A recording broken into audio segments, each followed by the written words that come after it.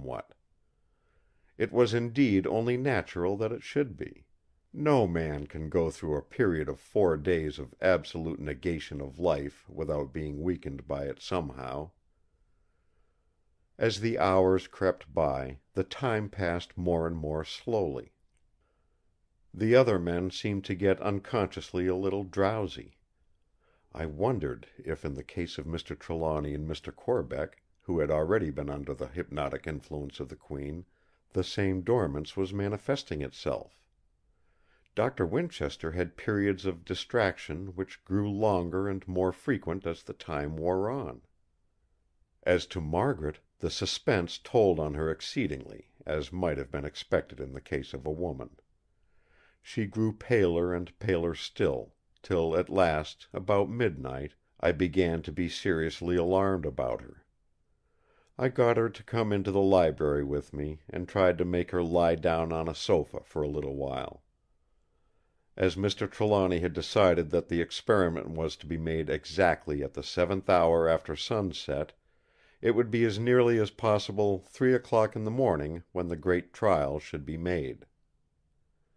Even allowing a whole hour for the final preparations, we had still 2 hours of waiting to go through, and I promised faithfully to watch her and to wake her at any time she might name. She would not hear of it, however. She thanked me sweetly and smiled at me as she did so, but she assured me that she was not sleepy, and that she was quite able to bear up; that it was only the suspense and excitement of waiting that made her pale. I agreed perforce, but I kept her talking of many things in the library for more than an hour; so that at last, when she insisted on going back to her father's room, I felt that I had at least done something to help her pass the time. We found the 3 men sitting patiently in silence. With manlike fortitude they were content to be still when they felt they had done all in their power. And so we waited. The striking of 2 o'clock seemed to freshen us all up. Whatever shadows had been settling over us during the long hours preceding seemed to lift at once, and we went about our separate duties alert and with alacrity. We looked first to the windows to see that they were closed, and we got ready our respirators to put them on when the time should be close at hand. We had from the first arranged to use them, for we did not know whether some noxious fume might not come from the magic coffer when it should be opened. Somehow it never seemed to occur to any of us that there was any doubt as to its opening. Then, under Margaret's guidance, we carried the mummied body of Queen Tera from her room into her father's, and laid it on a couch. We put the sheet lightly over it, so that if she should wake she could at once slip from under it. The severed hand was placed in its true position on her breast, and under it the Jewel of 7 stars which Mr. Trelawny had taken from the great safe. It seemed to flash and blaze as he put it in its place. It was a strange sight, and a strange experience. The group of grave, silent men carried the white still figure, which looked like an ivory statue, when through our moving the sheet fell back, away from the lighted candles and the white flowers. We placed it on the couch in that other room, where the blaze of the electric lights shone on the great sarcophagus fixed in the middle of the room ready for the final experiment, the great experiment consequent on the researches during a lifetime of these 2 travelled scholars.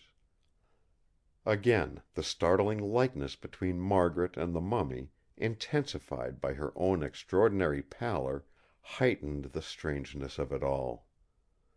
When all was finally fixed, 3/4 of an hour had gone, for we were deliberate in all our doings. Margaret beckoned me, and I went out with her to bring in Silvio. He came to her, purring. She took him up and handed him to me, and then did a thing which moved me strangely and brought home to me keenly the desperate nature of the enterprise on which we were embarked.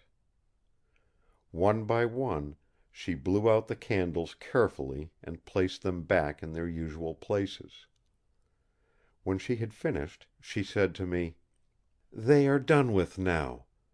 Whatever comes, life or death, there will be no purpose in their using now." Then, taking Silvio into her arms, and pressing him close to her bosom where he purred loudly, we went back to the room. I closed the door carefully behind me, feeling as I did so a strange thrill as of finality. There was to be no going back now. Then we put on our respirators, and took our places as had been arranged. I was to stand by the taps of the electric lights beside the door, ready to turn them off or on as Mr. Trelawny should direct. Doctor Winchester was to stand behind the couch, so that he should not be between the mummy and the sarcophagus; he was to watch carefully what should take place with regard to the Queen. Margaret was to be beside him; she held Silvio ready to place him upon the couch or beside it when she might think right. Mr. Trelawny and Mr. Corbeck were to attend to the lighting of the lamps. When the hands of the clock were close to the hour, they stood ready with their linstocks. The striking of the silver bell on the clock seemed to smite on our hearts like a knell of doom. 1, 2, 3. Before the third stroke the wicks of the lamps had caught, and I had turned out the electric light. In the dimness of the struggling lamps, and after the bright glow of the electric light, the room and all within it took weird shapes, and all seemed in an instant to change.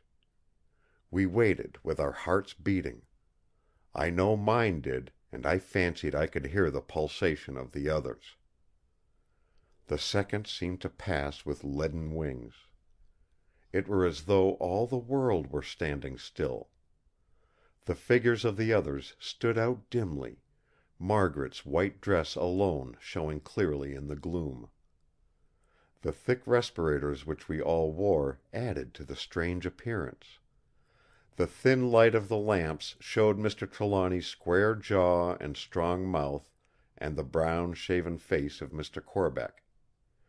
Their eyes seemed to glare in the light. Across the room Doctor Winchester's eyes twinkled like stars, and Margaret's blazed like black suns. Silvio's eyes were like emeralds.